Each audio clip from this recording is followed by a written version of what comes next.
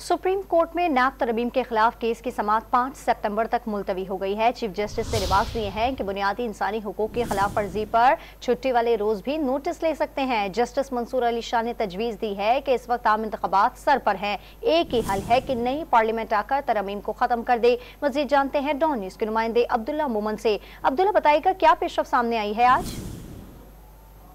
जी बिल्कुल, नए तरामीम के हवाले से इस वक्त सुप्रीम कोर्ट में समाअत जो है वो जारी है, जिसमें जस्टिस मंसूर अली शाह के इंतहाई अहम रिमार्क जो है वो सामने आए हैं।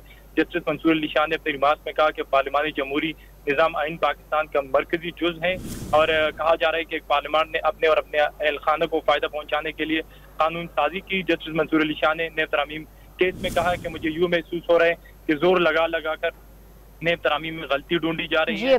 मुल्क में पार्लियामेंट और अदलिया को अपने तरीके से चलने दे। जस्टिस मंसूर अली शाह ने कहा कि इस वक्त आम इंतखाबात सर पर हैं, मेरे जहन में एक ही हल है कि नया पार्लियामेंट आकर तरमीम को खत्म कर दे, वरना इससे तो पूरा निज़ाम ही खत्म हो जाएगा। चीफ जस्टिस ऑफ पाकिस्तान ने कहा कि नए कानून का कारोबारी शख्सियात के खिलाफ गलत इस्तेमाल किया गया।